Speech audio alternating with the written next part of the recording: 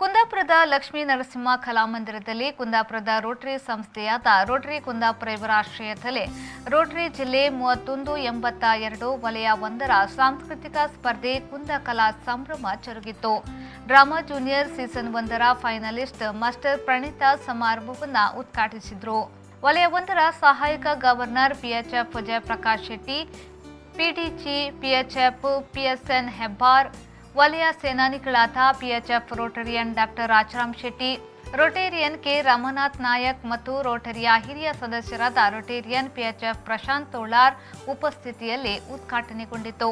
ಈ ಸಂದರ್ಭದಲ್ಲಿ Kundapura Rotary club ವತಿಯಿಂದ ಮಾಸ್ಟರ್ ಪ್ರಣೀತ್ ಅವರನ್ನು ಸನ್ಮಾನಿಸಲಾಯಿತು.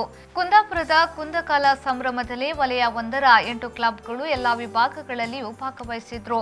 ಕುಂದಾಪುರ ರೋಟರಿ ಅಧ್ಯಕ್ಷರಾದ ಪಿಎಚ್ಎಫ್ ಶಶಿಧರ್ ಹೆಗ್ಡೆ, ವಲಯ 1ರ ಸಾಂಸ್ಕೃತಿಕ ಸಂಯೋಜಕ ಪಿಎಚ್ಎಫ್ ಶಿರಿಯಾರ ಗೋಪಾಲಕೃಷ್ಣ ಶೆಟ್ಟಿ, ರೋಟೇರಿಯನ್ ಸತೀಶ್ ಕೋಟ್ಯಾನ್ ಮತ್ತು ಹಿರಿಯ ರೋಟರಿಯ ಸದಸ್ಯರ ಮುಂದಾಳತ್ವದಲ್ಲಿ ಕಾರ್ಯಕ್ರಮ ಸಾಂಗವಾಗಿ ನೆರವೇರಿತು. ಸಂಜೆ ನಡೆದ ಸಮಾರೋಪ ಸಮಾರಂಭದಲ್ಲಿ ವಿಜೇತರಿಗೆ ಬಹುಮಾನ ವಿತರಿಸಲಾಯಿತು. ವಿಶೇಷ ಆಹ್ವಾನಿತರಾಗಿ ಪಿಎಚ್ಎಫ್ ಶಾಂತರಾಮ್ ಶೆಟ್ಟಿ ಅವರು ಆಗಮಿಸಿದ್ರು.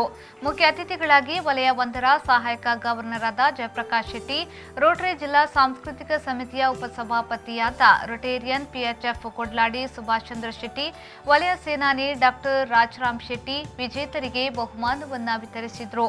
ಸಾಂಸ್ಕೃತಿಕ ಸಂಯೋಜಕರಾದ ಗೋಪಾಲಕೃಷ್ಣ ಶೆಟ್ಟಿ ಅವರು ಧನ್ಯವಾದ ಸಮರ್ಪಣೆ ಮಾಡಿದರು.